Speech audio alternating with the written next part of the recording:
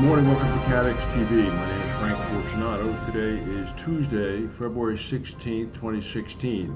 If you want to follow us on Twitter, please go to CATEX TV. Well, there's been some seismic activity in New Zealand over the weekend.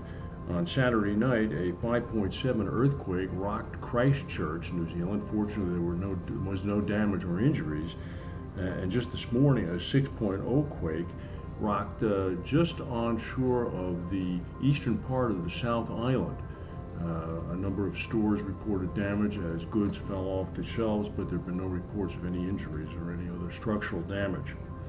Meanwhile, in Germany, prosecutors have now determined that a train dispatcher was at fault for inadvertently having two commuter trains on the same line speeding towards each other at about 50 miles an hour on February 9th when they collided, killing 11 people.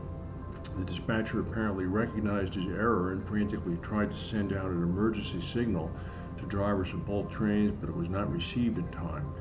He was given an alcohol and drug test, which he passed with flying colors. So this is a human error event, unfortunately. Willis is suing its ex-chairman, Peter Hearn, as well as his brother, David Hearn, who was the former executive vice chairman, for a total of $3.8 million. Both executives left in May of 2015 to go to rival Guy Carpenter. The suit is being filed in, I believe, state court in Pennsylvania in an attempt to recoup money paid in advance for performance bonuses. Meanwhile, down in Florida, Kevin McCarty, the long-term Florida insurance commissioner, is leaving in May, as we previously reported, in a search of some 25 prospective applicants. Apparently only 2 have passed the test to be considered further. They are Jeffrey Bragg, who is formerly with the Department of Treasury in the United States federal government, who was the head of the TRIA program, as well as Kirk Schmidt, who is the current president of Cornerstone National Insurance. It's unknown as to how quickly an announcement is going to be made.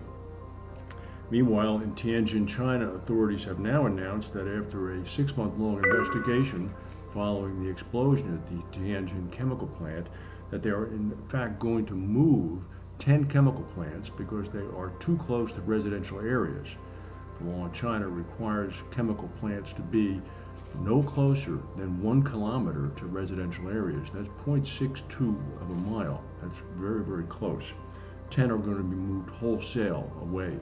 On top of that, the Chinese announced that 75 other chemical plants are going to be relocated sometime in the next year to a distance of some 30 kilometers away.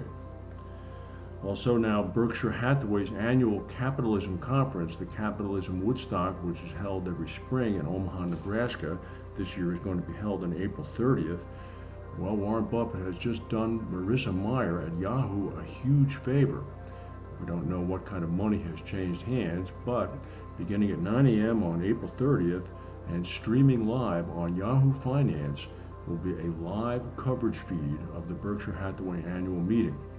It's going to be very interesting. It'll be available online on Yahoo Finance for up to 2 months after the event. And meanwhile, you might have noticed the price of oil moving about this morning. Here's why. Russia, Saudi Arabia, Venezuela, and Qatar all met in Qatar over the weekend and have agreed to freeze current oil production at January levels. That was the initial report that sent oil prices skyrocketing because it thought that the controlled production was going to work. But then the fine print was read, and the announcement had been tied to every other oil producer coming to the same agreement. And as we've reported in the past, both Iran and Iraq are very hungry to continue to maintain and increase oil production to obtain market share.